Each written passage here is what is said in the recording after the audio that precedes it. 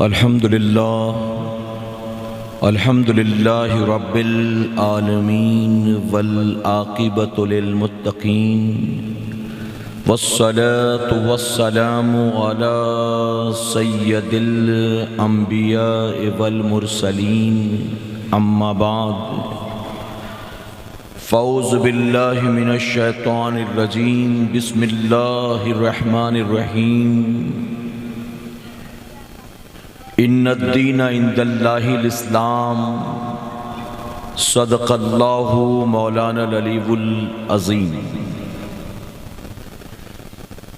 باد توحید کے متوالوں، شمع رسالت کے پروانوں، غوث و خواجہ اور رضا کے چاہنے والوں، آئیے سب سے پہلے ہم اور آپ نہایت ہی ادب اور احترام کے ساتھ اپنے اور ساری کائنات کے مرکز عقیدت جناب محمد الرسول اللہ صلی اللہ تعالی علیہ وسلم کی بارگاہ بے کس پناہ میں جس طرح سے میں آپ کو پڑھاؤں، میرے ساتھ مل کر پورا مجمع بآواز بلند ہدیہ غلامی درود و سلام کے انداز میں پیش کر لیں۔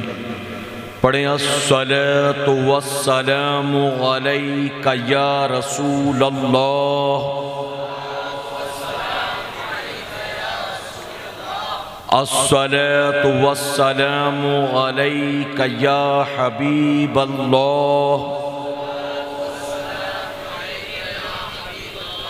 الصلاۃ والسلام علیک یا نبی اللہ وعلی آلک واصحابک یا نور اللہ صلی اللہ تعالی علیہ وسلم۔ رب کعبہ کی بارگاہ میں دعا ہے، مولا اپنے حبیب صاحب الاولاق صلی اللہ تعالی علیہ وسلم کے صدقۃ فعل ہم تمام حاضرین اور سامعین کو تو دم واپسی تک حق کہنے، حق سننے اور اپنے حق والے بندوں کے دامن سے وابستہ رہنے کی توفیق نصیب فرما۔ ساتھ ہی بارگاہ رب العزت میں دعا ہے کہ میرے کریم سردیوں کی رات میں تیرے یہ بندے جو سردیوں کی پرواہ کیے بغیر تیرے ذکر پاک کی محفل میں آ بیٹھے ہیں، ان سب کو اپنے محبوب صلی اللہ علیہ وسلم کے صدقۃ فعل تو قبر اور محشر کی گرمی سے محفوظ فرما، اور مولا ہر آنے والے کو دونوں جہاں میں آج کی محفل پاک کا بہتر اجر عطا فرما۔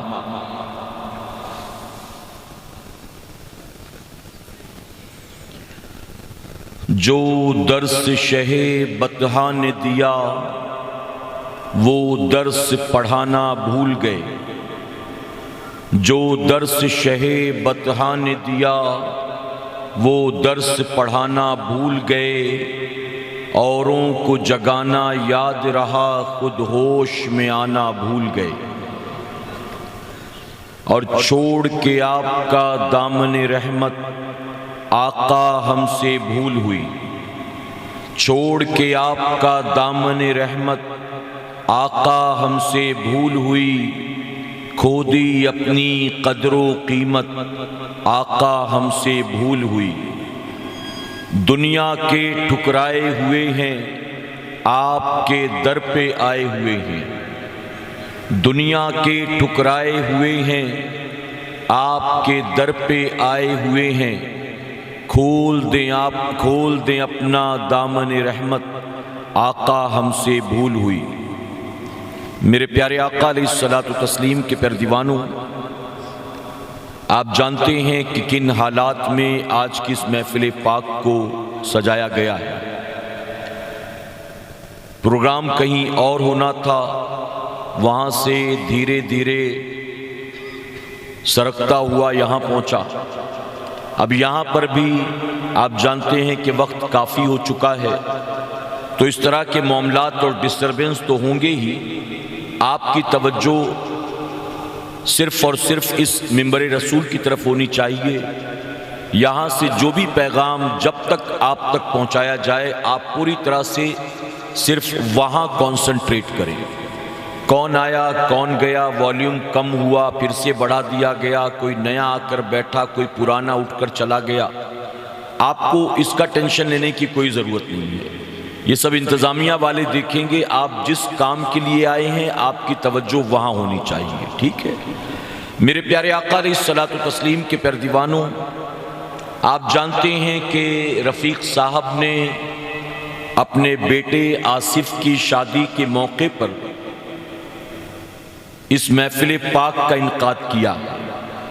یقین جانیں وہ لوگ خوش نصیب ہوتے ہیں جو اپنی خوشیوں میں اللہ اور اس کے رسول کو یاد رکھتے ہیں، ورنہ ہماری قوم کا حال یہ ہے کہ ہماری قوم خوشی میں اتنا پھول جاتی ہے کہ سب سے پہلے اللہ اور اس کے رسول ہی کو بھول جاتی ہے۔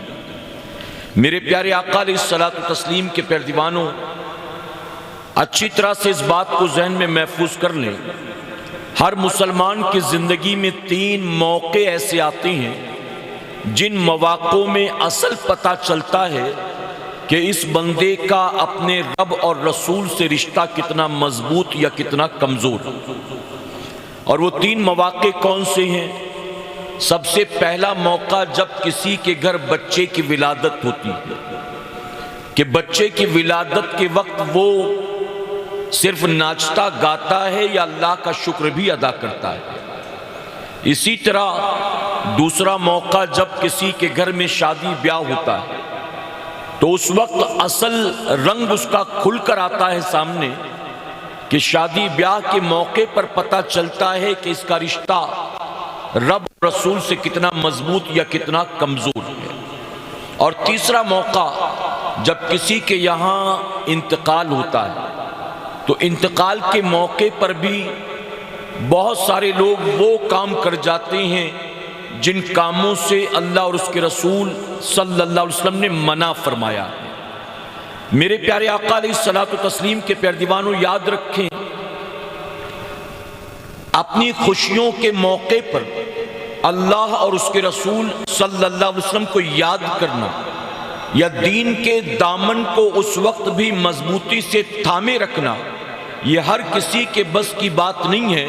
وہ چند لوگ ہوتے ہیں جنہیں اللہ اس کی توفیق عطا فرماتا ہے، ورنہ مسلمانوں کے گھر ہونے والی شادیوں میں بتائیے میلاد کی محفلیں کہاں ہوتی ہیں؟ جشن غوث و خواجہ کے نام پر محفل کون سجاتا ہے؟ مسلمان کے گھر ہونے والی شادی کے موقع پر بتائیے قرآن کی تلاوت کہاں ہوتی ہے؟ بڑی حیرت ہوتی ہے۔ میرے پیارے آقا کے پیردیوانوں، ہم کہتے ہیں کہ تمہارے گھر شادی ہے، چلو ٹھیک ہے، شادی کی خوشی میں قرآن خوانی کا اہتمام کر لو، تو لوگ کہتے ہیں کہ قرآن خوانی تو میت پر ہوتی ہے، مرنے کے بعد ہوتی ہے۔ ہم کہتے ہیں شادی ہے تمہارے گھر، چلو اس خوشی کے موقع پر آیت کریمہ کا ختم کر لیتے ہیں، تو لوگوں کو تعجب ہوتا ہے کہ یہ کام تو شادیوں میں نہیں کیے جاتے، یہ کام تو تیجے پر کرنے والے ہیں، یہ کام تو 40ویں اور 8ویں 10ویں پر کرنے والے ہیں۔ یعنی اللہ رسول کو یاد کریں گے اپنے مرحومین کو جنت میں پہنچانے کے لیے، یعنی جب کوئی مر جائے تو قرآن خوانی کرو، لنگر کرو، آیت کریمہ کا ختم کرو، ایصال ثواب کی محفلیں کرو، یتیم خانے سے بچوں کو بلاؤ، لیکن جب شادی بیاہ ہو تو یہ سب کچھ کرنے کی ضرورت نہیں۔ میرے پیارے آقا کے پیردیوانوں، آج ہم مسلمانوں مسلمانوں کا حال کیا جانتے ہیں؟ ہمارے یہاں کسی کا انتقال ہو تو ابھی میت دفن بھی نہیں ہوتی، اعلان ہو جاتا ہے کہ پرسوں کے دن قرآن خوانی ہوگی، عورتوں کے لیے اتنے بجے اس جگہ پر، مردوں کے لیے اتنے بجے اس جگہ پر، یعنی میت کی تدفین کے ساتھ اس کی قرآن خوانی اور ایصال ثواب کی محفلوں کا سلسلہ شروع ہو جاتا ہے۔ لیکن اسی گھر میں جہاں مرنے والے کے ایصال ثواب کے لیے قرآن خوانی کی گئی تھی، لنگر کیا گیا تھا، غریب غربا کو کھلایا پلایا گیا تھا، اسی گھر میں 6 مہینے کے بعد اگر کسی کی شادی ہو تو 6 مہینے پہلے کیا کچھ کیا تھا سب بھول کر 6 مہینے کے بعد ہونے والی شادی میں بینڈ باجے بج رہے ہوتے ہیں۔ بتائیے غلط تو نہیں کہہ رہا ہوں؟ اب آپ مجھے بتائیں، قرآن کی تلاوت جہاں ہوتی ہے وہاں اللہ کی رحمت اترتی ہے، مانتے ہیں آپ؟ جہاں قرآن کی تلاوت ہو، جہاں ذکر کی محفل ہو، جہاں آیت کریمہ کا ختم ہو، جہاں میلاد پاک کی محفل ہو، ایسی محفلوں میں یقیناً اللہ کی رحمت اترا کرتی ہے۔ اب آپ دل پر ہاتھ رکھ کر بتائیں، قرآن پڑھیں تو رحمت اترتی ہے اور ڈی جے بجائیں تو لعنت اترتی ہے۔ غلط تو نہیں کہہ رہا ہوں؟ اب اپنے گھر ہونے والی شادیوں میں گھر والوں نے خود لعنت اتارنے کا انتظام کر رکھا ہے اور 15 دن پہلے سے لعنت اتار رہے ہیں، 15 دن پہلے سے ڈی جے بج رہا ہوتا ہے۔ آج ہر مسلمان کی، اکثریت مسلمانوں کی یہی ہے کہ شادی بیاہ کا یہی حال ہے، شادیوں میں اتنا بھول جاتے ہیں کہ سب سے پہلے رب رسول کو بھول جاتے ہیں، پھر وہ کرتے ہیں جو نفس کہتا ہے، وہ کہتے ہیں جو طبیعت، وہ کرتے ہیں جو طبیعت کہتے ہیں، وہ کرتے ہیں جو ان کی طرف ہوتا چلا آیا ہے، جو ان کے خاندان میں ہوتا چلا آیا ہے، جو ان کی جماعت میں ہوتا چلا آیا ہے۔ آپ جانتے ایک مولانا صاحب کے بیٹے کی شادی ہوئی، عالم صاحب کا بیٹا بھی عالم تھا، جوان فارغ ہو کر آیا، 20-22 سال کا اس کی شادی ہو رہی تھی، مسجد کے امام تھے۔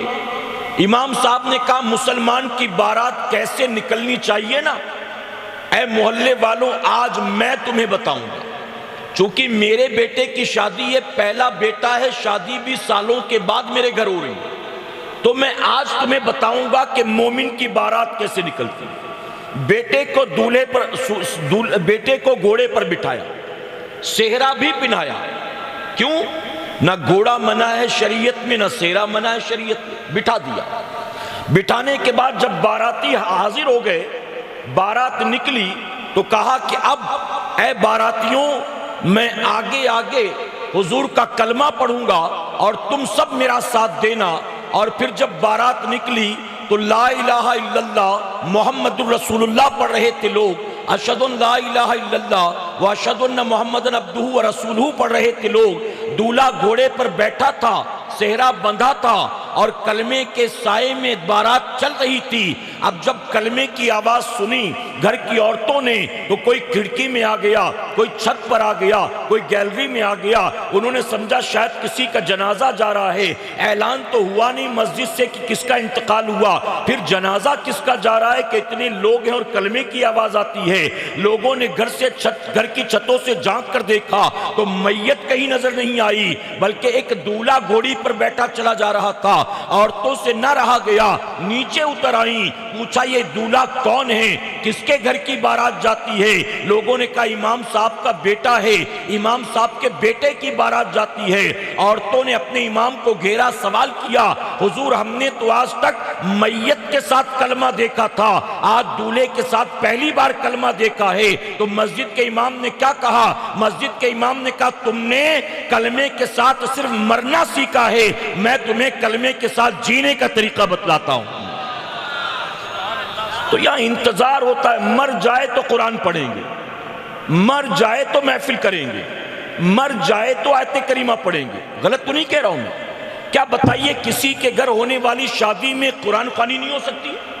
اگر آپ مدرسے کے بچوں کو بلاؤ کو میرے گھر 18 تاریخ کو شادی اور 16 کو مجھے قرآن خوانی کرنی ہے، کیا مسجد کے امام کہیں گے یہ تو حرام ہے معاذ اللہ؟ کہیں گے یہ تو کیا کام کر رہے ہو، عجیب کام ہے، یہ کیسے ہو سکتا ہے؟ تو شادیوں میں کیا قرآن خوانی نہیں ہو سکتی؟ میں کہتا ہوں شادیوں میں ہی تو قرآن خوانی ہونی چاہیے۔ ارے مرنے کے بعد مرحومین کو جنت میں پہنچانے کے لیے تم قرآن پڑھتے ہو، اپنے بیٹے یا بیٹی کی نئی زندگی کو سنوارنے کے لیے تم قرآن کیوں نہیں پڑھتے؟ میں کہتا ہوں جس گھر میں دولہا دلہن کا جو مکان ہو، ارے اس مکان میں اگر 2-4 دن پہلے سے اللہ رسول کے ذکر کی محفل سجنی شروع ہو جائیں، وہاں پر نعتیں پڑھی جائیں، وہاں پر قرآن پڑھا جائے، وہاں حضور کا ذکر کیا جائے، غوث پاک کے نام پر محفل سجائی جائے، میں کہتا ہوں پھر دیکھنا اس گھر میں اللہ کی رحمت اترے گی اور اللہ اس شادی کو خانہ آبادی بنا دے گا۔ یہاں شادی ہو رہی ہے، اچھا نکاح کرنا کیا ہے؟ سنت۔ ڈھول بجانا کیا ہے؟ ہاں یہ کس کی سنت ہے؟ یہ جو 10 دن 15 دن ڈی جے بجتے یہ کس کی سنت ہے بتائیے؟ حضور اکرم صلی اللہ علیہ وسلم نے 11 نکاح فرمائے تھے۔ کیا بتاؤ صحابہ کو خوشی نہیں تھی؟ کیا صحابہ کے پاس مال نہیں تھا؟ اس دور میں کفار و مشرکین ناچتے گاتے نہیں تھے؟ ارے وہ تو جنگ میں بھی جاتے تھے تو ڈول گاجے باجے لے کر جاتے تھے کہ جنگ جیتیں گے وہیں سے سیلیبریٹ کرتے ہوئے لوٹیں گے۔ وہ تو شراب بھی ساتھ لے کر جاتے تھے کہ جیتیں گے تو وہیں پر شراب پہلے پیئیں گے۔ میرے پیارے آقا کے پیروانوں، یہ سب کچھ وہاں پر موجود تھا، لیکن نہ حضور کی شادی میں آپ کو یہ چیزیں نظر آئیں گی، نہ کسی صحابی کی شادی میں یہ چیزیں نظر آئیں گی، نہ حضور کی بیٹیوں کی شادی میں آپ کو یہ چیزیں نظر آئیں گی۔ اس کی وجہ کیا ہے؟ میرے آقا یہی تو بتانے آئے تھے کہ ناچنا گانا یہ کفار و مشرکین کا طریقہ ہے، اللہ رسول کو یاد کرنا یہ مومنین کا طریقہ ہے۔ آج مسلمانوں کی زندگی میں معذرت کے ساتھ کہوں گا، آج ہمارے رسم و رواج میں، آج ہمارے شب و روز میں، آج ہماری لائف سٹائل میں اکثر کفار مشرکین کی رسمیں جو ہیں وہ داخل ہو چکی ہیں۔ اکثر آپ جانتے ہیں ایک صحابی میرے آقا صلی اللہ علیہ وسلم کی بارگاہ میں حاضر ہوئے، عبداللہ نام، توجہ ہے آپ کو، میں تمہید میں گئے بغیر سیدھے عنوان پر آ گیا، کیونکہ کب تک بیان کر سکوں گا مجھے خود پتہ نہیں، کب پتہ نہیں پولیس والے آ جائیں اچانک روکنا پڑے، تو اس لیے میں سیدھے اپنے ٹاپک پر آ گیا ہوں۔ آپ کی توجہ ہے نا؟ میرے پیارے آقا علیہ الصلوۃ والتسلیم کے پیروانوں، ایک صحابی حضور کی محفل میں تشریف لائے، حضرت عبداللہ نام۔ میرے آقا نے جیسے ہی ان کی طرف دیکھا، فوراً میرے آقا صلی اللہ علیہ وسلم کے چہرے کا رنگ بدل گیا۔ رنگ بدلنے کی وجہ کیا تھی؟ حضرت عبداللہ نے آج اس رنگ کا کپڑا پہن رکھا تھا جس رنگ کا کپڑا اس دور کے مشرکین پہنا کرتے تھے۔ آج بھی آپ جانتے ہیں ایک خاص رنگ ان سے منسوب کیا جاتا ہے اور ایک خاص رنگ کو ہم سے جوڑا جاتا ہے، آپ جانتے ہیں نا؟ تو وہ رنگ مشہور تھا کفار مشرکین کے نام پر، وہ اس رنگ کے کپڑے پہنتے تھے، ان میں چلن زیادہ تھا۔ آج اس صحابی نے بھی اسی رنگ کا کپڑا پہن رکھا تھا۔ میرے آقا نے جیسے ہی دیکھا، دیکھیں میرے حضور کا ظاہر و باطن ایک تھا، یعنی کسی بات پر دل کو تکلیف ہوتی تو چہرے سے تکلیف ظاہر ہو جایا کرتی تھی۔ حضور کے چہرے کا رنگ فوراً بدل گیا، وہ صحابی سمجھ گئے، عرض کرتے ہیں آقا اس کپڑے کا رنگ پکا نہیں ہے، کچا ہے، مجھے اجازت دیں میں گھر جاتا ہوں، اس کو اتار کر دھو دیتا ہوں، اس کے رنگ کو اتار دیتا ہوں، مجھے اجازت دیں کہ آقا میں جاؤں، جا کر اس کو دھو کر اس کا رنگ اتار دوں۔ تو جانتے میرے نبی نے کیا فرمایا تھا؟ آقا نے فرمایا تجھے گھر جا کر دھو کر اس کا رنگ نہیں اتارنا ہے، تجھے گھر جا کر اتار کر اس کپڑے کو جلا دینا ہے۔ آئندہ یہ کپڑا تمہارے جسم پر مجھے کبھی نظر نہیں آنا چاہیے، تمہیں اس کپڑے کو جلا دینا۔ آپ ذرا سوچیں، جس چیز کی نسبت غیروں سے ہو جائے نبی فرماتے اس کو جلا دو۔ آج ہماری زندگی میں کتنی چیزیں غیروں کی آ گئی ہیں بتائیے، کتنی چیزیں۔ میں آپ سے پوچھتا ہوں، آپ مجھے جواب دیں، پوری دنیا کے جو مسلمان، پوری دنیا کے مسلمانوں کا کلمہ کیا ہے؟ لا الہ الا اللہ محمد رسول اللہ۔ جاپان والوں کا کیا ہے کلمہ؟ جو جاپان کا مسلمان ہے اس کا کیا کلمہ؟ یہی ہے۔ امریکہ والے کا، افریقہ والے کا، پوری دنیا کہیں بھی چلے جاؤ، ہر مسلمان کا، دنیا کے ہر مسلمان کا کلمہ ایک، رب ایک، رسول ایک، قرآن ایک، نماز ایک، نماز کے احکام ایک، نماز کے فضائل ایک، روزہ اور روزے کے فضائل و احکام ایک. بتائیے ہے نا؟ پوری دنیا کے مسلمانوں کا قرآن ایک. جو ثواب ہمیں ملے گا روزہ رکھنے پر، امریکہ والوں کو اس سے زیادہ ملے گا، اتنا ہی ملنا ہے نا. اگر رمضان شریف میں 29 دن ہوئے، 29 تاریخیں، تو 29 روزہ فرض، 30 ہوا تو 30. وہاں بھی 29 ہو تو 29، 30 ہو تو 30. ایسا نہیں کہ وہ بہت زیادہ ترقی یافتہ 15 ہی میں ان کو 30 کا ثواب مل جائے گا، ایسا ہے. تو یہ ساری چیزیں دیکھ لیں تو پوری دنیا کے مسلمانوں کی یہ ساری چیزیں ایک ہی ہیں. قربانی ہندوستان میں جن پر واجب ہے، امریکہ میں بھی انہی پر واجب ہے. حج جن پر ہندوستان میں فرض ہے، افریقہ والے بھی ان پر ہی حج فرض ہے. تو سارے احکام دین کے ایک ہی ہیں. کلمہ، رب، رسول، قرآن، نماز، روزہ ایک ہی ہے. لیکن جب بات روزمرہ کی زندگی کی آتی ہے، جب روزانہ کے رسم و رواج کی آتی ہے، تو پتہ چلتا ہے کہ پوری دنیا کے مسلمانوں کا ایک ہونا تو درکنار، ایک ملک کے سارے مسلمان بھی آپ کو ایک نظر نہیں آئیں. ہندوستان کے مسلمان الگ الگ اسٹیٹس میں دیکھیں، شادی بیاہ میں ہر ایک کے الگ الگ رسم و رواج. کہیں کچھ اور ہو رہا ہے، کہیں کچھ اور ہو رہا ہے، کہیں کچھ اور ہو رہا ہے. یو پی میں چلے جائیں تو وہاں رت جگہ میں عورتیں ڈول بجا کے ناچتی. گجرات میں چلے جائیں تو وہاں رت جگہ میں عورتیں ڈانڈیا کھیلتی. اسی طرح کہیں کچھ اور، کہیں کچھ اور، الگ الگ چیزیں. میں ذمہ داری کے ساتھ کہتا ہوں علماء کی موجودگی میں کہ ان تمام رسموں کو اگر اٹھا کر دیکھیں، یہ جو صدیوں سے چلی آ رہی ہیں، ان رسموں کو اٹھا کر دیکھیں تو آپ کو ماننا پڑے گا کہ ان میں اکثر جو ہے رسمیں ہندوانہ، جن کا اسلام سے دور دور تک کوئی تعلق نہیں. جب کلمہ، قرآن، نماز، روزہ ایک ہے تو آخر ان رسم و رواج میں، معاملات میں ہم ایک کیوں نہیں؟ یاد رکھیں، بحیثیت مسلمان ہمیں اور آپ کو طبیعت کو نہیں دیکھنا ہے. ہمارے خاندان میں کیا ہوتا چلا آیا ہے اس کو نہیں دیکھنا ہے. ہمارے باپ دادا پردادا کیا کرتے چلے آئے ہم کو یہ نہیں دیکھنا. ہماری طرف یہی ہوتا ہے یہ نہیں دیکھنا. ہماری جماعت و برادری میں یہی ہوتا ہے یہ نہیں دیکھنا. ہمیں ان چیزوں کی پرواہ نہیں کرنا ہے. ہمیں سب سے پہلے دیکھنا ہے تو شریعت اور اللہ رسول کا فرمان دیکھنا ہے. اور یہ بھی یاد رکھیں، سید صاحب کی موجودگی میں ذمہ داری کے ساتھ کہوں گا، رسمیں ہزاروں سال پرانی ہیں، قرآن و سنت سے نہیں ٹکراتی. آپ کریں وہ رسمیں، اگر اس پر آپ کو ثواب نہیں ہوگا تو گناہ بھی نہیں ہوگا، اگر وہ قرآن و سنت سے ٹکراتی نہیں ہے. لیکن رسمیں اگر قرآن و سنت سے ٹکراتی ہوں، وہ ہزاروں سال پرانی کیوں نہ ہوں، ایسی رسموں کو ہمیں اکھاڑ کر پھینک دینا چاہیے. ہمیں رسموں پر عمل نہیں کرنا، ہمیں تو نبی کی لائی شریعت پر عمل کرنا ہے. نکاح کیا ہے؟ شادی یہ محض ایک دنیاوی بندھن کا نام نہیں ہے.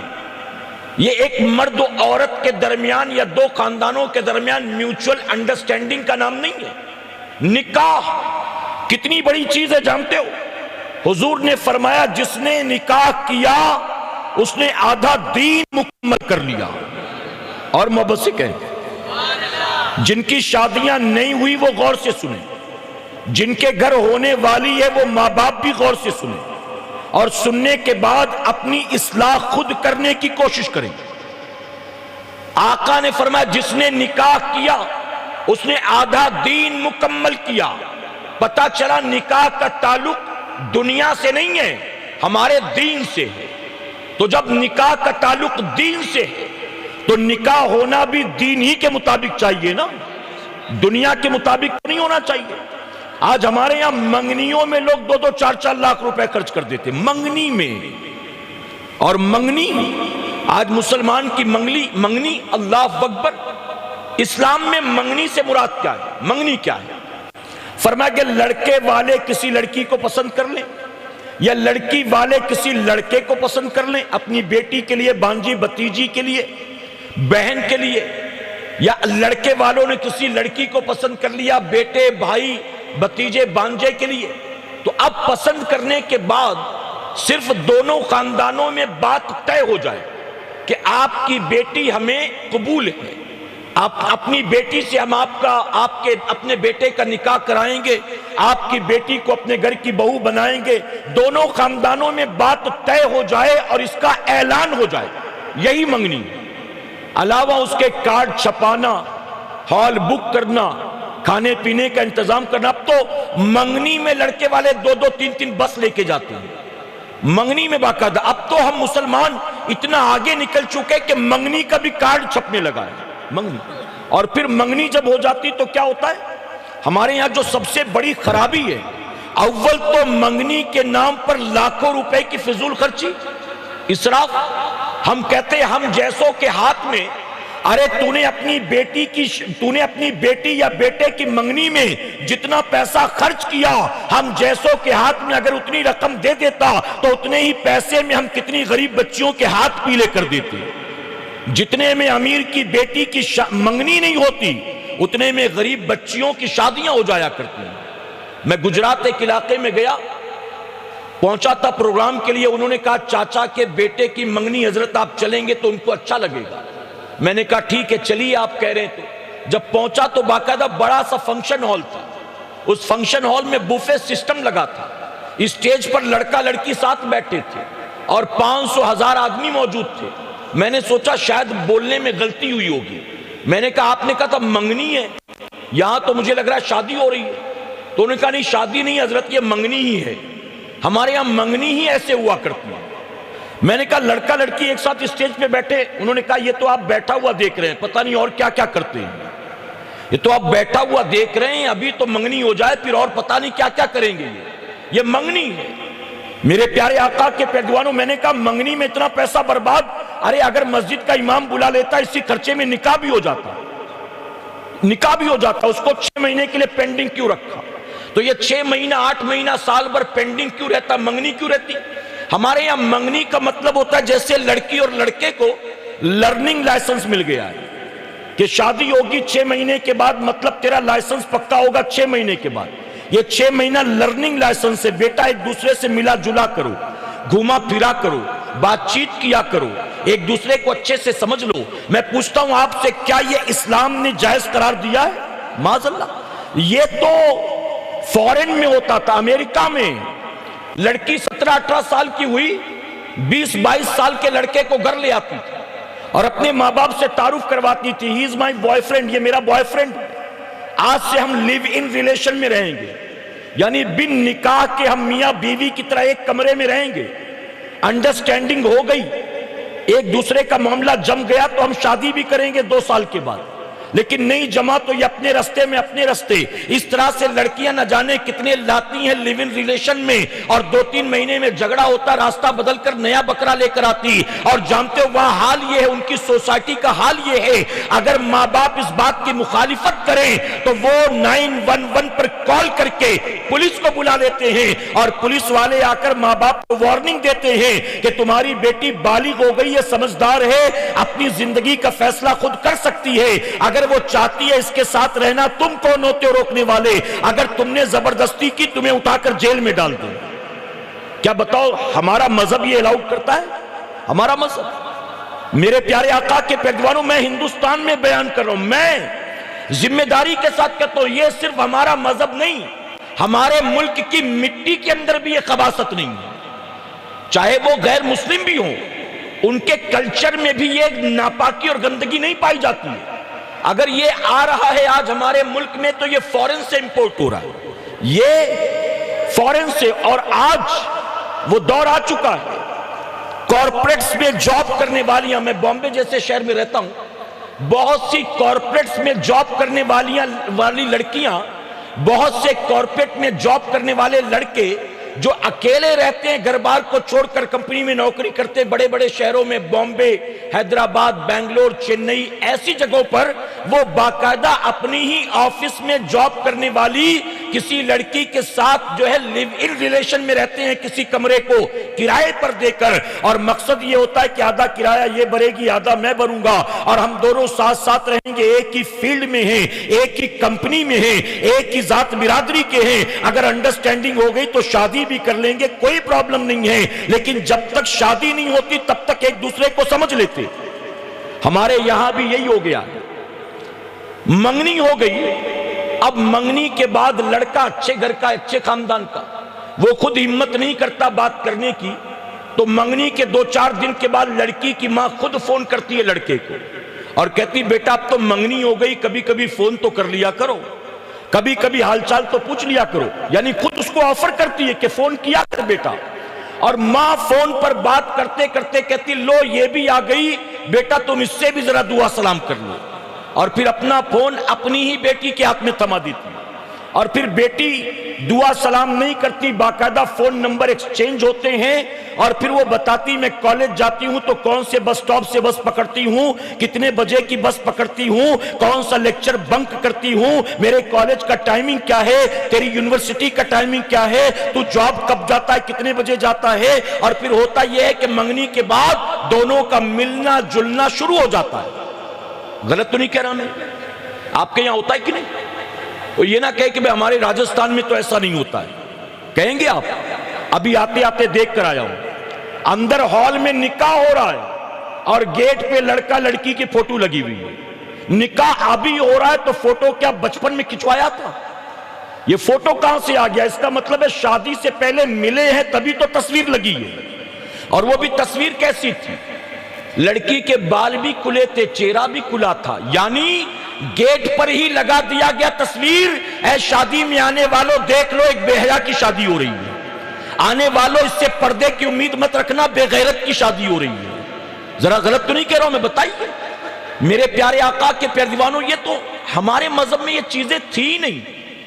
लड़का लड़की मंगनी करके मिल रहे हैं, घूम रहे फिर रहे, शादी में जा रहे हैं, एक दूसरे के घर वाले भी तो वहां भी मुलाकात हो रही है। उसके अलावा लड़का 12 बजे ला के बाइक से गली में छोड़ के जा रहा है। मां को कोई प्रॉब्लम नहीं है कि कोई गैर छोड़ के गया, मेरा होने वाला दामाद ही तो छोड़ कर गया है। अब मुझे मजबूरन यह कहना पड़ता है कि मंगनी के बाद गोया लड़की वाले अपनी बेटियों को लड़के के आगे डाल देते हैं कि कहीं ऐसा ना हो कि लड़का मंगनी तोड़ दे किसी और लड़की के चक्कर में। इसलिए जो कुछ किसी और के साथ करना चाहता है मेरी बेटी तेरे हवाले करता हूं, शादी से पहले ही वो सब कुछ कर सकता है। और मेरे प्यारे आका के पैगवानों, मैं मिंबरे रसूल पर मौजूद हूं, जिम्मेदारी के साथ कहूंगा, बहुत से शादियों में, बहुत सी मंगनियों में ऐसा भी देखा गया कि जब लड़का लड़की शादी से पहले ही, शादी के बाद की सारी हदें पहले ही पार कर चुके होते हैं, तो फिर वो मंगनी टूट जाया करती है। और फिर जानते हो लड़का जब वो सारी चीजें पूरी कर लेता है तो अपने ही घर वालों से कहता है कि वो कॉलेज में पढ़ी है, उसने एमए किया हुआ है, वो यूनिवर्सिटी में जाती थी, मंगनी के बाद मुझसे मिलने जुलने लगी, होटल के बंद कमरों में मेरे साथ आने जाने लगी, मुझे शक होता है उसके कैरेक्टर पर, पता नहीं पहले कितनों के साथ आई गई होगी, मैं उस लड़की से शादी नहीं कर सकता। अब वो घर में ये बात कह के मंगनी तोड़ देता है। मैं कहता हूं मंगनी करके तूने अगर किसी की बेटी को, अगर किसी की बहन को 6-8 महीने घुमाया है और उसके बाद उसको तूने छोड़ दिया, अब बता तूने जिसको उठाकर फेंक दिया है उस गरीब का हाथ भला कौन थामेगा? अब कोई और आएगा रिश्ता देखने तो अड़ोसी पड़ोसी ये नहीं कहेंगे 8 महीने पहले किसी और के साथ घूम चुकी है। अड़ोसी पड़ोसी ये नहीं कहेंगे कि इसकी तो पहले भी मंगनी टूट चुकी है, नहीं कहेंगे। फिर आखिर ये क्यों हो रहा है? आज हमारे यहां बेहयाई बेगैरती का यह हाल है कि बाकायदा माएं अपनी बेटियों को सजाकर शादियों में ले जाती हैं कि बेटा यूं सज संवर कर चलेगी, 8-10 लोग देखेंगे तेरा हुस्न जमाल, तभी तो तेरे लिए रिश्ता आएगा। पर्दे में रहेगी तो तेरा रिश्ता कौन करेगा? लोग बूढ़ी समझेंगे। और एक लड़कियों में एक और कॉन्सेप्ट आ चुका है आज, यह भी मगरबी दुनिया से आया है कि वही नकाब पहनती हैं जिनका चेहरा दिखाने के लायक नहीं होता है। जो खूबसूरत होती हैं वो छुपाती नहीं है, वो तो दिखाया करती है, दिखाया करती है। मेरे प्यारे आका के पैगवानों में आपसे पूछता हूं, खातून जन्नत की जिंदगी उठाकर देख लो, मायशा सिद्दीका की जिंदगी उठाकर देख लो, हजरत ज़ैनब की जिंदगी उठाकर देख लो, جناب رابعہ بصریہ کی زندگی اٹھا کر دیکھ لو، آپ ان اللہ والیوں کی زندگیاں اٹھا کر دیکھ لو، آپ کو کسی کتاب میں کہیں بھی ان کے حسن و جمال کا تذکرہ نہیں ملے گا، ان کے چہرے مہرے کا تذکرہ نہیں ملے گا، ان کی قد کاٹھی اور رنگ و بال کا تذکرہ نہیں ملے گا۔ آج اگر ان کا ہماری محفلوں میں ذکر ہوتا ہے، آج اگر ان کی مثالیں دی جاتی ہیں تو ان کے حسن کی بنیاد نہیں دی جاتی ہے، ان کے تقوی کی بنیاد دی جاتی ہے، ان کی عبادت کی بنیاد دی جاتی ہے، ان کے خوف خدا کی بنیاد دی جاتی ہے، ان کے عشق رسول کی بنیاد دی جاتی ہے، ان کی شب بیداریوں کی بنیاد دی جاتی ہے، انہوں نے کس طرح اپنے شوہر کا حق ادا کیا، کس طرح اپنی اولاد کا حق ادا کیا، کس طرح اپنے ماں باپ کا حق ادا کیا، ان کی زندگیوں کی مثالیں دی جاتی ہیں تو نیکیوں کی بنیاد دی جاتی ہیں۔ آج ہماری ماں بہنیں ہیں، آج ہماری بیٹیاں ہیں، آج ہمارے گھر کی جوان بچیاں ہیں، گلیوں میں بے پردہ گھوم رہی ہیں، اپنا چہرہ کھول کر گھوم رہی ہیں، اپنے بال بکھیر کر گھوم رہی ہیں، یہ سوچ کر کہ لوگ مجھ سے محبت کریں گے، لوگ مجھ پر جان چھڑکیں گے، میری بیٹی کے لیے رشتے آئیں گے، لوگ میری بیٹی کے حسن و جمال کی تعریفیں کریں گے۔ اے سرکار مدینہ کے پیروانوں، ہر کالج جانے والی لڑکی سے میں یہ کہنا چاہوں گا، اگر تیرے لڑکے دوست تیری تعریف کرتے ہیں تو بہن سمجھ کر تعریف نہیں کرتے، بیٹی سمجھ کر تعریف نہیں کرتے۔ اگر تعریف کرنے والا غیر محرم مرد تیری تعریف کرتا ہے تو تعریف کرنے کی وجہ کیا ہے؟ دراصل وہ ایک جھانسا دیتا ہے، وہ ایک جال پھینکتا ہے اور اس کے ذریعے وہ تجھے پھنسانے کی کوشش کرتا ہے۔ اور مجھے معذرت کے ساتھ کہنا پڑتا ہے، اے سرکار مدینہ کے پیروانوں، کل تک مائیں ہم سے آ کر شکایت کرتی تھی، ہمارا بیٹا فلاں کی لڑکی کو لے کر بھاگ گیا، ہمارے بیٹے کا فلاں کے ساتھ چکر چلتا ہے، ہم کو پتا چلا کہ فلاں کی بیٹی سے اس کا افیئر چل رہا ہے۔ لیکن اب ماں باپ باقاعدہ ہم کو آ کر یہ بتاتے ہیں ہماری بیٹی کا ایک غیر مسلم لڑکے کے ساتھ افیئر چل رہا ہے، ہماری بیٹی کا 2 سال سے فلاں کے ساتھ افیئر چل رہا ہے۔ ہم اس کو سمجھاتے بجھاتے ہیں، وہ باز نہیں آتا ہے۔ مولانا آپ اس کو تھوڑا سا سمجھا دیں، ارے کل تک تو جوان بیٹے اپنے ماں باپ کو خون کے آنسو رلایا کرتے تھے، اب ہم اتنا آگے نکل چکے ہیں کہ قوم مسلم کی نوجوان بچیاں اپنے ماں باپ کو خون کے آنسو رلایا کرتی ہیں۔ ماں باپ کہتے ہیں میری بیٹی کے لیے دعا کرنا، حضرت پتہ نہیں کیا ہو گیا ہے، اس کو لگتا ہے کسی نے کچھ کھلا پلا دیا ہے، پتہ نہیں اس کو کیا ہو گیا، ہماری نہ عزت کرتی ہے نہ ہماری بات کرتی ہے، اے سرکار ہماری بات مانتی ہے۔ اے سرکار مدینہ علیہ الصلوۃ والتسلیم کے پیروانوں، ہمیں اور آپ کو ایک بات کا خیال رکھنا چاہیے، ہم کتنے بڑے ڈاکٹر کیوں نہ بن جائیں، ہم کتنے بڑے انجینئر کیوں نہ بن جائیں، ہم کتنے بڑے سی اے یا بیرسٹر کیوں نہ بن جائیں، ہم دنیا میں کتنا اونچا نام اور عہدہ کیوں نہ کما لیں، ہمیں ہمیشہ یہ یاد رکھنا چاہیے ہم سب سے پہلے مسلمان ہیں، اس کے بعد ڈاکٹر ہیں، ہم مسلمان ہیں اس کے بعد انجینئر ہیں۔ اس کی وجہ کہ انجینئرنگ کی ڈگری حاصل کرنے کے لیے میں نے 22 سال زندگی کے دیے ہیں، لیکن جب میں پیدا ہوا ماں کی کوکھ سے مسلمان تو اسی وقت تھا، تو اسلام سے پہلا تعلق ہے میرا، اس کے بعد دوسری چیزوں سے میرا تعلق ہے۔ تو جب اسلام سے سب سے پہلا رشتہ ناتا ہے تو ہمیں پوری زندگی سب سے پہلے اسلام ہی کا خیال رکھنا چاہیے۔ اور دین کے معاملے میں کبھی کوئی کمپرومائز نہیں کرنا کہ انشاءاللہ میرے نبی نے تو جس دسترخوان پر شراب رکھی جائے اس دسترخوان پر بیٹھنے سے منع فرمایا ہے۔ پینے والے مسلمان نہیں، غیر بھی ہوں تو بھی اس دسترخوان پر بیٹھنے سے منع کیا گیا۔ آج مسلمانوں کی شادی میں ہم نے دیکھا ہے باقاعدہ لڑکوں کو شراب پلائی جاتی ہے، لڑکوں کو شراب پلاتے ہیں تو لڑکے مفت میں رات بھر ناچتے۔ میرے پیارے آقا کے پیروانوں، میں آپ سے ایک سوال پوچھتا ہوں، آپ مجھے جواب دیں۔ جب ہمارے گھر شادی ہوتی ہے تو ہر شادی کے گھر میں یہ ہوتا ہے، بڑے بوڑھے بیٹھتے ہیں، ایک بچہ پین پیپر لے کر بیٹھتا ہے اور مہمانوں کے نام لکھے جاتے کہ کن کن کو بلانا ہے۔ ایسا ہی ہوتا ہے نا، کہتے فلاں خالہ کا نام لکھ لو، فلاں ماموں کا نام لکھ لو، وہ فلاں کی بیٹی کا نام لکھ لو، ارے وہ تیرے دوست کا نام لکھ لے۔ ایسا ہوتا ہے نا۔ اب یہ نام لکھتے لکھتے لکھتے لکھتے ایک نام ایسا بھی آتا ہے جس سے ان گھر والوں کی 6 مہینے پہلے سے انبن ہو گئی تھی یا 2 سال پہلے سے بات چیت بند تھی، ایسا بھی ایک نام آ جاتا ہے، کسی ایک نے وہ نام لے لیا۔ تو گھر کے لوگ کہتے ہیں نہیں نہیں ان کا نام مت لکھو، ان سے تو جھگڑا ہوا، ان سے تو بات چیت بند ہے، ان کا نام مت لکھو۔ تو گھر کے بڑے بوڑھے کہتے ہیں کہ ایک کام کرو، ہمارے گھر شادی ہے، ان کا نام بھی لکھ لو۔ بھلے 2 سال سے وہ ناراض ہیں لیکن اب شادی کا موقع ان کو منا لیں گے، اب ایسے میں ان کو بھی راضی کر لیں گے۔ ہوتا ہے نا، بھائی ناراض ہو، بہن پہنچ جاتی ہے بھائی کے گھر، اپنا دامن پھیلا کر کہتی ہے میرے بھائی میرے آخری بیٹے کی شادی ہے، تیرے بھانجے کی شادی ہے، تو نہیں آئے گا تو ہماری ناک کٹ جائے گی، اب ہماری عزت تیرے ہاتھ میں ہے۔ کبھی باپ جاتا ہے اپنی بہن کے گھر میں اور جا کر اپنی ٹوپی اتار کر رکھ دیتا ہے کہ تیرے بھتیجے کی شادی ہے، تجھے تو آنا ہی آنا ہوگا، جو کچھ ہمارا معاملہ ہے میں اس کے لیے معافی مانگتا ہوں، ہم بعد میں اس کو نپٹیں گے، ابھی تو شادی کا موقع تمہیں آنا ہی آنا ہوگا۔ میں کہتا ہوں مسلمانوں، ہمارے گھر شادی ہوتی ہے تو جو 2 سال سے روٹھے بیٹھے ہوتے ہیں، ہماری کوشش ہوتی ہے ہم ان کو بھی شادی کے موقع پر راضی کر لیں، ہم ان کو بھی شادی کی خوشی میں شریک کر لیں۔ لیکن کبھی ہم نے غور کیا ہے ارے جو ہمارے اپنے جیسے عام انسان تھے، ہم نے شادی میں ان کو تو راضی کر لیا، لیکن 15 دن گاجا باجا بجا کر ہم نے اللہ اور اس کے رسول کو ناراض کر لیا۔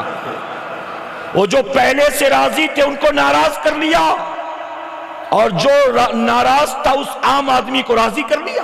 بڑا کمال کیا تو نے، بڑا کمال۔ میرے پیارے آقا کے پیارے دیوانوں، یہ شادیوں میں جو ڈی جے بجتا ہے یہ عام ہو چکا ہے کہ نہیں ہو چکا بتائیے؟ سیزن چل رہا ہے، ہر جگہ سیزن چل رہا ہے شادی کا۔ آتے آتے میں نے دیکھا آبادی مسلمانوں کی ہے، گھر مسلمانوں کے ہیں، جن کے گھر شادیاں ہو رہی ہیں وہ بھی مسلمانوں کے ہیں، جن کی ڈولیاں اٹھیں گی، بارات نکلے گی وہ بھی مسلمان ہیں، وہ جو بچے کھیل رہے تھے وہ بھی مسلمان ہیں، وہ جو شادی میں عورتیں سج سنور کر آ رہی تھی جا رہی تھی وہ بھی مسلمان ہیں۔ ہم کہتے ہیں جب یہ گلیاں محلے آبادی، یہ گھر مکان، یہ مرد و عورت سب مسلمان ہیں تو ان کی زندگیوں سے اسلام نظر کیوں نہیں آتا؟ اسلام کہاں ہے؟ میرے نبی نے 1450 سال پہلے اس لیے فرمایا تھا ایک وقت ایسا آئے گا اسلام کا صرف نام ہوگا اور قرآن کی صرف رسم ہوگی۔ آج قرآن کو ہم نے رسم بنا رکھا ہے، قرآن پڑھتے ہیں رسم کے نام پر، رسم کے طریقے سے، اور اسلام کا صرف نام رہ گیا ہے۔ بورڈ لگا ہوتا ہے ایک لڑکے کا نام جو مسلمان ہوتا ہے، لڑکی کا نام مسلمان، اندر گھس جاؤ تو اندر اسلام والی کوئی بات نظر نہیں آتی، کوئی بات نہیں۔ شادی کے کارڈ میں اللہ کا نام لکھا ہوگا، اللہ کے نام سے شروع، لیکن جا کر دیکھ لو شادی میں آپ کو کہیں بھی دین نظر نہیں آئے گا، اسلام نظر نہیں آئے گا۔ میرے پیارے آقا کے پیارے دیوانوں، میں آپ سے پوچھتا ہوں آج شادی جس کے گھر ہوتی ہے، مجھے جواب دیں آپ، شادی جس کے گھر ہوتی ہے کتنے مہینے پہلے سے تیاریاں شروع ہو جاتی ہیں؟ بعض بیٹیوں کے باپ پوری زندگی 1-1 روپیہ کر کے جمع کرتے ہیں کہ 3 بیٹیاں ہیں شادی کرانا، 5 بیٹیاں شادی کرانا، اپنی خوشیوں کا گلا گھونٹ کر اپنے گھر کے پیپر بیاج پر رکھ کر بینک میں جمع کرا کر لون لیتے، قرض سودی قرض لیتے اور بیٹیوں کی بیٹوں کی شادیاں کرواتے۔ یہ شادیاں بھی آج اسٹیٹس سمبل بن چکی، لوگوں کو موقع ہوتا ہے خوب دکھاوا کرنے کا، اپنی اوقات سے بڑھ کر دکھاوا کرتے، حیثیت سے بڑھ کر۔ بعض بیٹیاں بیاہ کر چلی جاتی ہیں سسرال، اور بوڑھا باپ بیٹی کی رخصتی کے بعد زندگی بھر شادی کے قرضے اتارتا رہتا ہے۔ ابھی میں نے ہفتے بھر پہلے اخبار میں پڑھا، ایک آدمی نے اپنی 2 بیٹیوں کی شادی کرائی اور شادی کے 10 دن کے بعد کنویں میں کود کر اس نے خودکشی کر لی۔ کیوں؟ جو کام تھا وہ ہو گیا، اب جو قرض ہے اس کو چکانے کی اوقات نہیں ہے تو خودکشی کر لی۔ یاد رکھیں یہ جو شادی ہوتی نا ہمارے یہاں، شادی میں اسلام نے لڑکی والوں پر 5 پیسے کا بھی خرچ نہیں رکھا ہے، لڑکی والوں پر 1 روپے کا بھی خرچ نہیں ہے۔ جب نکاح ہو، عام طور پر نکاح ہوتا ہے تو اس دن کا کھانا لڑکی والوں کی طرف سے، اور پھر دوسرے دن یا تیسرے دن ولیمہ ہوتا ہے، وہ کھانا لڑکے والوں کی طرف سے، یہ صحیح ہوتا ہے نا؟ پہلے دن کا کھانا لڑکی والے، دوسرے دن یا تیسرے دن کا لڑکے والے، اس کو ولیمہ کہتے ہیں۔ اسلام نے لڑکی والوں پر 1 روپے کا خرچ نہیں رکھا، یہاں تک کہ نکاح کے لیے جب باراتی آئیں تو لڑکی والوں کو یہ بھی حکم نہیں دیا گیا کہ سب کو شربت پلائے، سب کو چائے پلائے، ان کی کوئی رسپانسبلٹی نہیں۔ نکاح کے بعد سارے خرچ کی ذمہ داری، سارا بوجھ لڑکے والوں پر رکھا گیا۔ اس لیے اسلام میں شادی میں ایک ہی دعوت ہے، اور وہ ایک دعوت ولیمہ کہلاتی ہے۔ کیا ہے؟ ولیمہ۔ یہ رات والا ریسیپشن یا رات والی دعوت یہ نہیں ہے، صرف ولیمہ ہے، اور ولیمے کی ذمہ داری لڑکے والوں کی ہے، لڑکی والوں کی نہیں۔ میرے پیارے آقا کے پیارے دیوانوں، یہاں لڑکی والوں پر اتنا بوجھ ڈال دیتے ہیں، یہ چاہیے یہ چاہیے یہ چاہیے۔ ابھی میں یو پی گیا تھا، یو پی کے علاقے میں مجھے بتایا گیا کہ حضرت یہاں پر اگر لڑکا پڑھا لکھا ہو اور گورنمنٹ جاب میں ہو تو شادی میں تمام لین دین کے علاوہ 20 لاکھ کیش دینا پڑتا ہے۔ یعنی شادی میں جو خرچ ہوا، سامان جو دیا، اس کے علاوہ لڑکا پرماننٹ جاب کرتا ہے، گورنمنٹ جاب کرتا ہے، پڑھا لکھا، تو 20 لاکھ کیش اس کو ملے گا، اور جو تانگا اور رکشہ چلاتا ہے اس کو 5 لاکھ روپیہ کیش ملے گا۔ سمجھے؟ یعنی جن کی پیٹرول بھرانے کی اوقات نہیں ہے ان کو بھی 2 ویلر چاہیے، اور جو 2 ویلر سے چلتے ہیں ان کو شادیوں میں 4 ویلر چاہیے۔ میں کہتا ہوں ظالموں، ایک باپ نے بچپن سے پالا تھا اور کلیجے کا ٹکڑا اٹھا کر تیرے حوالے کر دیا، اس کی جان لے کر جا رہا ہے، اب جاتے جاتے اس کا گھر بھی لوٹنا چاہتا ہے، اس کی بیٹی کے ساتھ ساتھ اس کو قرض میں ڈبا کے جانا چاہتا ہے۔ آج ہمارے یہاں یہ چیزیں عام ہو چکی ہیں۔ میرے پیارے آقا کے پیارے دیوانوں، اب میں جو آپ سے سوال پوچھنے چلا ہوں، ذرا سوچو، شادیوں میں آج کتنے دن پہلے سے تیاریاں شروع ہو جاتی ہیں؟ 3 مہینے پہلے سے، 2 مہینے پہلے سے شادی کا باقاعدہ کہاں کیا جائے گا، وینیو ڈیسائیڈ ہوتا ہے، ہال ڈیسائیڈ ہوتا ہے، اس کے بعد میں کارڈ چھاپے جاتے ہیں، پھر کیٹر بک کیا جاتا ہے، ویڈیو شوٹنگ والے کو بک کیا جاتا ہے، اس کے بعد پھر دعوت عام کی جاتی ہے۔ میں پوچھتا ہوں، شادی کی تیاری ارے 2-3 مہینے پہلے سے شروع کر دی، اور جن کے گھر شادی تھی ان کے گھر 15 دن پہلے سے ڈی جے اور ڈیک بجنے لگ گیا، جن کے گھر میں 15 دن 20 دن پہلے سے ڈیک بج رہا تھا، ہلدی مہندی ہو رہی تھی، جگے ہو رہے تھے، مہمانوں کے آنے جانے کا سلسلہ جاری تھا۔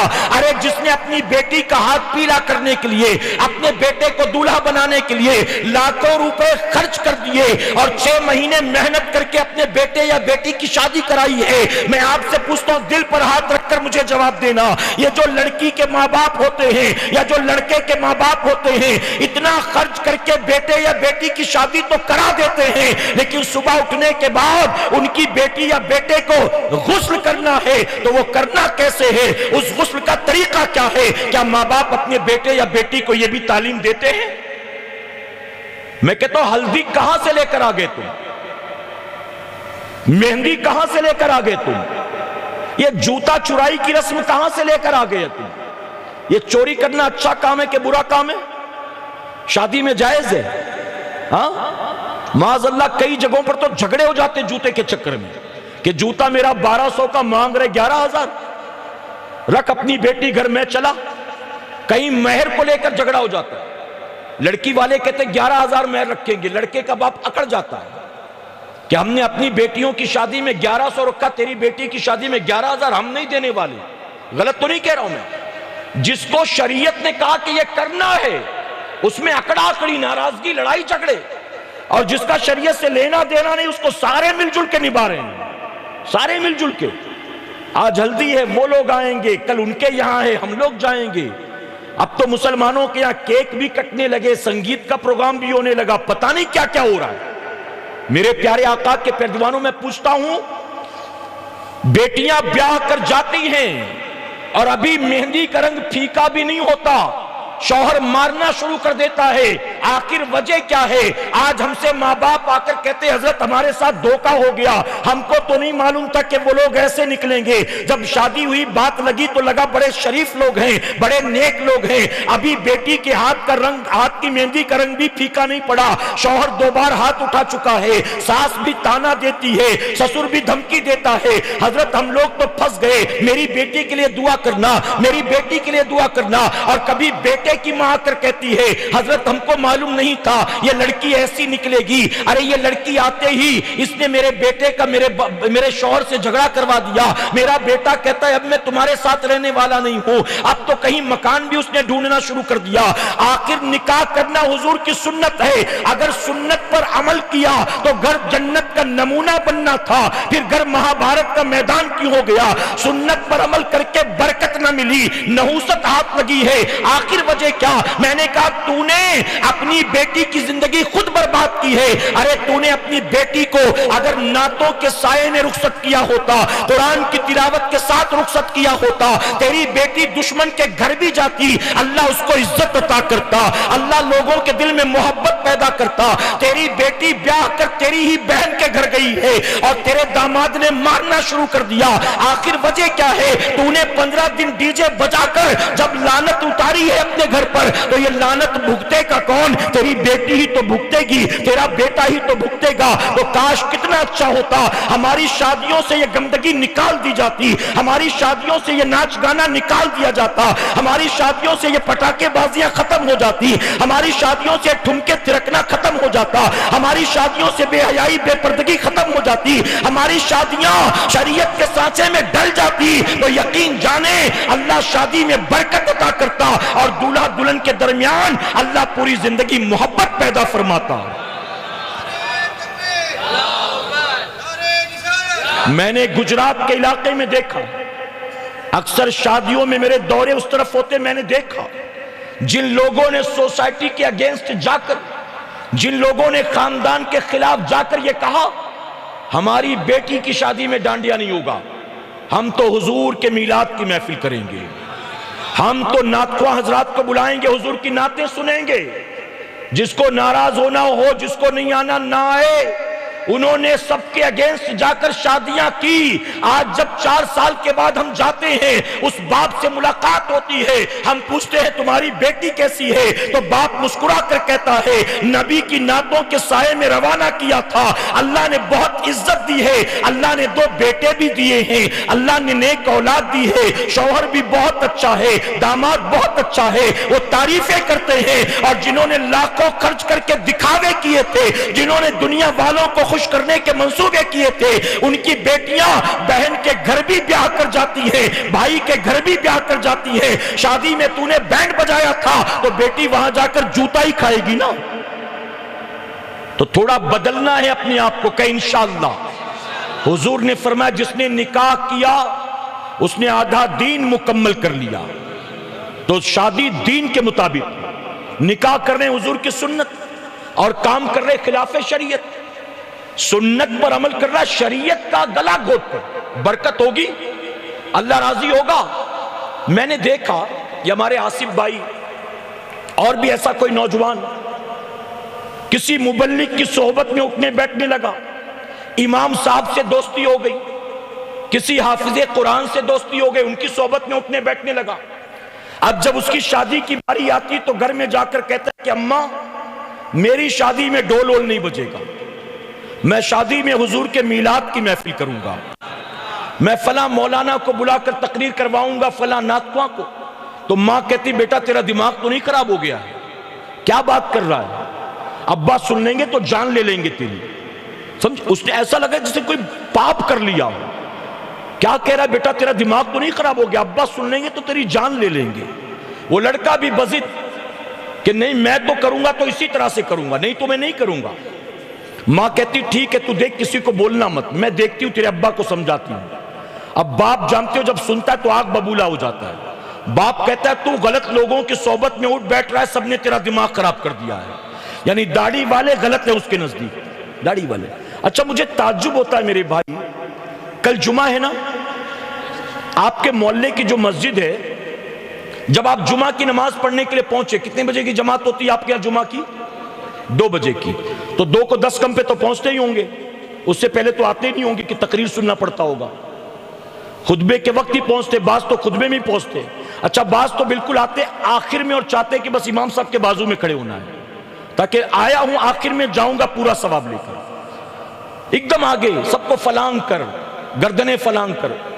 تو آپ اگر کل آئیں جمعہ کی نماز پڑھنے اور اتفاق سے آپ کی نظر پڑی جماعت کے وقت, کہ مسلح امامت پر ایک داڑھی منڈا آ کر کھڑا ہو گیا, کلین شیو, پڑھ لیں گے اس کے پیچھے نماز؟ جن کے نہیں ہوگی داڑھی وہ بھی نہیں پڑھے گا اس کے پیچھے, کہے گا یہ کہاں سے آ گیا, امام صاحب کہاں گئے؟ کہیں گے امام صاحب 3 دن کی چھٹی پہ گئے, اس کو رکھ کر گئے. پڑھو گے؟ پڑھو گے؟ عید کی نماز پڑھانے آ جائے کوئی کلین شیو پڑھو گے؟ نماز جنازہ کی امامت کے لیے کوئی کھڑا ہو جائے کلین شیو پڑھو گے؟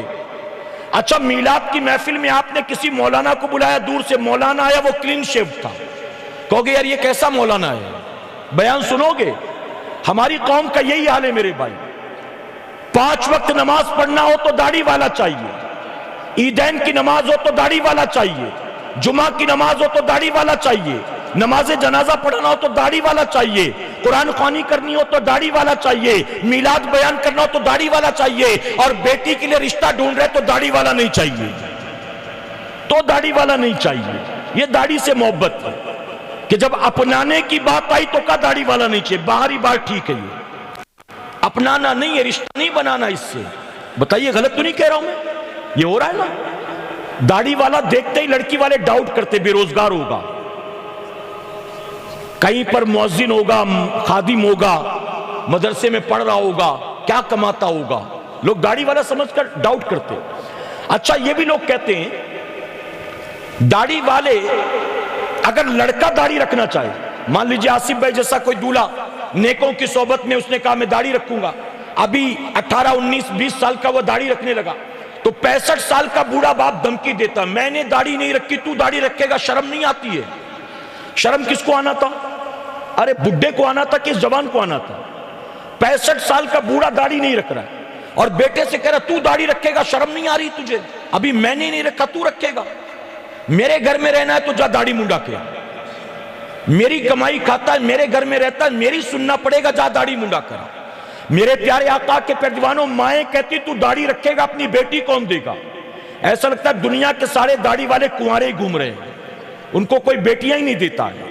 بلکہ میں ذمہ داری سے کہتا ہوں اللہ داڑھی والوں کو داڑھی منڈوں سے اچھی بیویاں عطا کرتا ہے.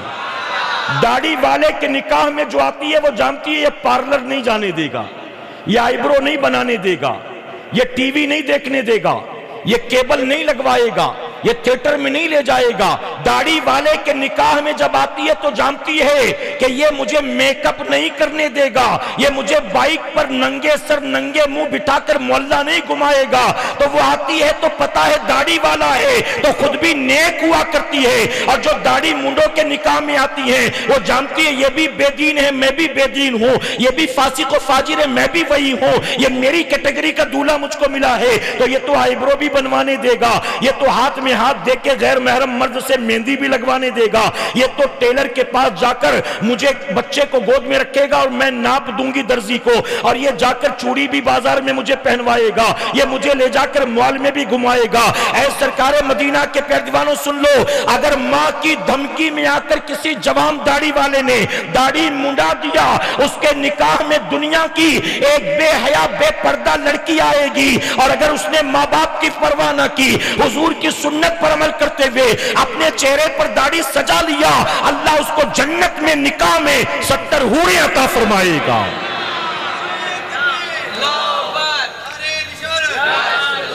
تو ایک کے لیے 70 کو چھوڑ رہا ہے, 70 کو چھوڑ رہا ہے ایک کے لیے. ارے ان کی خاطر اس کی قربانی دی, تو ماں باپ خود دشمن بن جاتے کہ تیری شادی ہے, ہمیں تو سارے شوق پورے کرنے ہیں.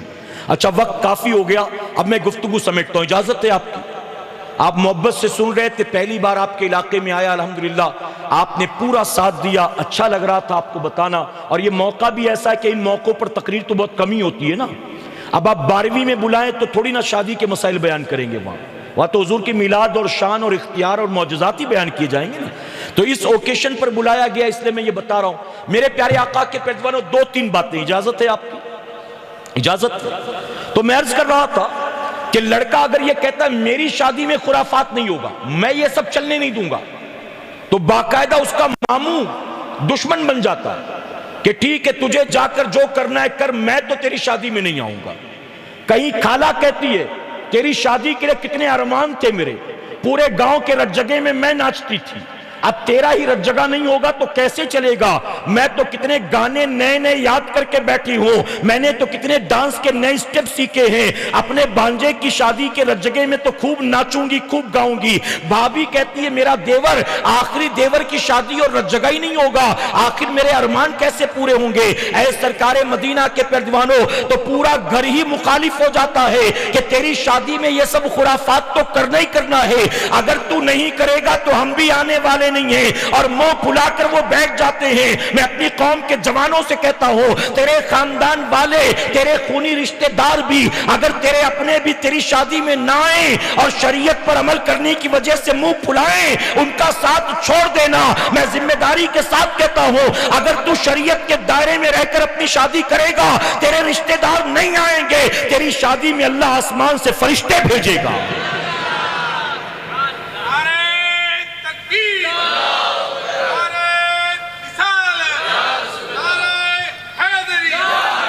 میں ترتیب وار اگر آپ کو رسمیں بتاؤں تو بہت وقت لگے گا۔ اب آخری دو باتیں، اجازت ہے؟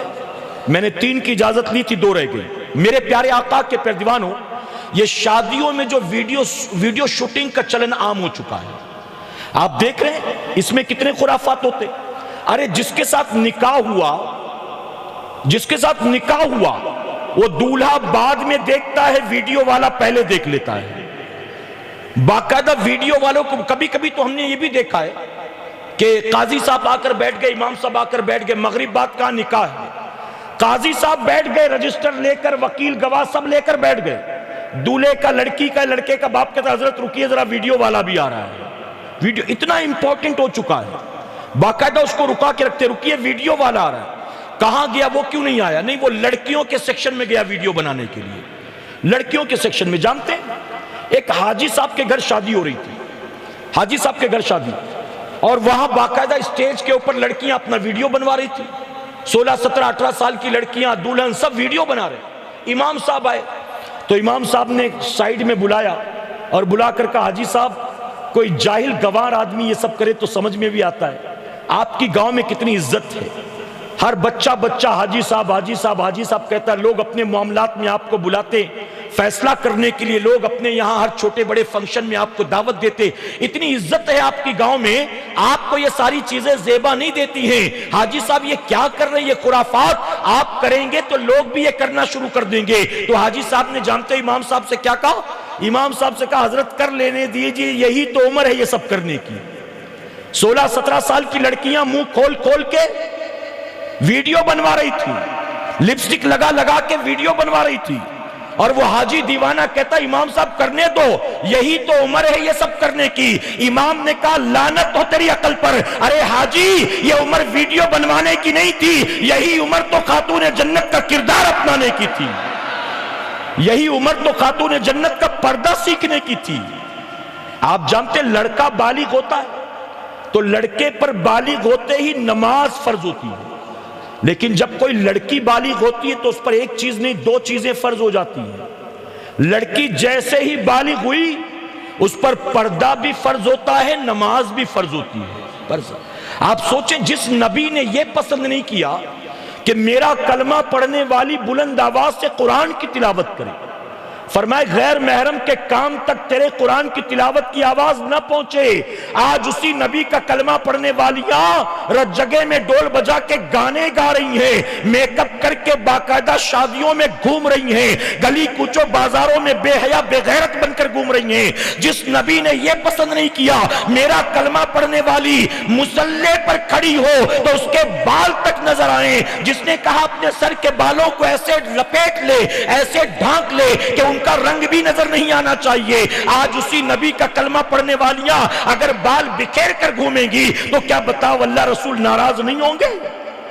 میں کہتا ہوں مسلمانوں مجھے ایک سوال کا جواب دو، آج دنیا میں جو کچھ ہوتا ہے ہم کسی نہ کسی کے سر فٹ کر دیتے ہیں۔ جو کچھ غازہ میں ہوا آپ کہیں گے اسرائیل کا ہاتھ تھا، جو کچھ سیریا لیبیا میں ہوا آپ کہیں گے سعودیہ کا ہاتھ تھا، جو کچھ عراق و بغداد میں ہوا آپ کہیں گے امریکہ کا ہاتھ تھا۔ ہر کسی چیز کے پیچھے کسی نہ کسی کا ہاتھ فٹ کر دیتے ہو. اس تباہی کے پیچھے اس کا ہاتھ تھا, اس بربادی کے پیچھے اس کا ہاتھ تھا, اس مصیبت کے پیچھے اس کا ہاتھ تھا. میں آپ سے پوچھتا ہوں, آپ روزانہ فجر کی نماز نہیں پڑھتے, اس کے پیچھے کس کا ہاتھ ہے؟ امریکہ کا ہاتھ ہے؟ مودی جی کا ہاتھ ہے؟ کس کا ہاتھ ہے؟ آپ کا تو کسی میں ہاتھ ہی نہیں, آپ تو بڑے نیک لوگ ہیں. اس لیے شاعر نے کہا تو ادھر ادھر کی نہ بات کر, یہ بتا کہ قافلہ کیوں لٹا. تو ادھر ادھر کی نہ بات کر, یہ بتا کہ قافلہ کیوں لٹا. مجھے رہزنوں سے گلا نہیں, تیری رہبری کا سوال ہے. اپنے آپ کو ہم سدھاریں کہ انشاءاللہ, اپنے آپ کو ہم شریعت کے سانچے میں ڈالیں کہ انشاءاللہ. 3 موقعوں پر پتہ چلتا ہے اللہ رسول سے کتنی محبت ہے. اب زندگی میں جب وہ 3 مواقع آئیں تو طبیعت کے مطابق نہ چلنا, چلنا تو شریعت کے مطابق چلنا. اب شادیاں ہوں تو شریعت کے مطابق کہ انشاءاللہ. اب آخری بات ہماری ماں بہنوں اور بچیوں کے لیے, اگر سن رہی اور موجود ہیں تو میرے پیارے آقا کے پیارے دیوانوں, ایک لڑکی کو, توجہ ہے آپ کی, آخری بات ہے, اسے زندگی بھر یاد رکھنا ہے آپ کو. ایک بیٹی کو اگر ماں صحیح تربیت نہ دے, اگر بیٹی کو ماں صحیح تربیت نہ دے تو بیٹی کسی لکڑہارے کی ہو, مزدور کی ہو, غریب کی ہو, جھگی جھوپڑی میں رہنے والی ہو, بیاہ کر محلوں میں چلی جائے تو بھی نبھا نہیں پاتی. اور لڑکی کسی غریب کی ہو, مزدور کی ہو, جھگی جھوپڑی میں رہنے والی نہیں, بلکہ لڑکی کسی امیر کی ہو, دولت مند کی ہو, بادشاہ وقت کی ہو, لیکن تربیت بیٹی کو صحیح دی جائے, اور بیٹی بادشاہ وقت کی بھی اگر بیاہ کر کسی غریب کے جھوپڑے میں بھی جاتی ہے تو وہاں جا کر وہ نبھا لے جاتی ہے. تو تربیت پر ڈیپینڈ کرتا ہے, تربیت پر. پہلے بیٹیاں بیاہ کر جاتی تھیں تو مائیں کہتی تھی بیٹا اب یہ تیرا گھر نہیں ہے, وہ تیرا گھر ہے. ساس سسر کو ساس سسر نہیں, ماں باپ سمجھنا. دیور اور ننند کو دیور ننند نہیں, چھوٹے بھائی بہن سمجھنا. جیٹھانی کو بڑی بہن سمجھنا. بیٹا اب تیرا یہ گھر نہیں, وہ تیرا گھر ہے. اب تجھے یہاں سے ڈولی میں بیٹھ کر جائے گی, جنازے میں وہاں سے نکلنا ہے. بیٹا اگر اجازت لے کر آئے گی, ہمارے گھر کا دروازہ 24 گھنٹہ تیرے لیے کھلا ہے.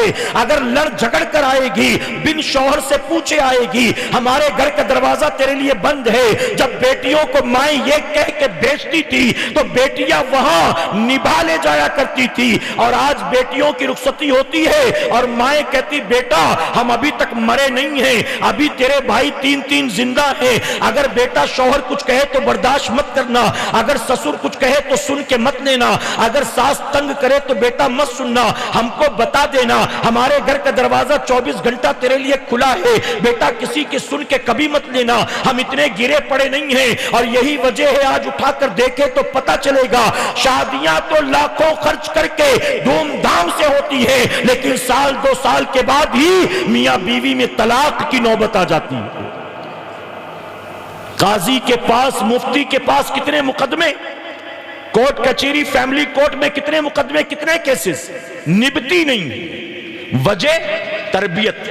اللہ اپنے حبیب پاک کے صدقے ہمیں آپ کو سب کو کہنے سننے سے زیادہ عمل کرنے کی توفیق عطا فرمائے. درمیان گفتگو مجھ سے جانے انجانے میں کوئی غلطی خامی رہ گئی, آپ سب کو گواہ بنا کر سچے دل سے توبہ کرتا ہوں. رب میری توبہ قبول فرمائے اور ہماری اس محفل پاک کو میرا کریم قیامت میں ہمارے لیے, ہمارے والدین کے لیے بخشش اور نجات کا ذریعہ بنائے. وما علینا الا البلاغ. میرے پیارے آقا علیہ الصلوۃ والتسلیم کے پیروانوں, یہ کچھ باتیں تھیں جو میں نے آپ کے سامنے پیش کی. میں امید کرتا ہوں آپ اس پر عمل کرنے کی ضرور کوشش کریں گے انشاءاللہ. جاتے جاتے آپ سے درخواست کروں گا, عالمی تحریک سنی دعوت اسلامی کا یوٹیوب پر ایک آفیشیل چینل ہے جس کا نام ہے SDI چینل. سنی دعوت اسلامی کا شارٹ فارم ہے SDI چینل.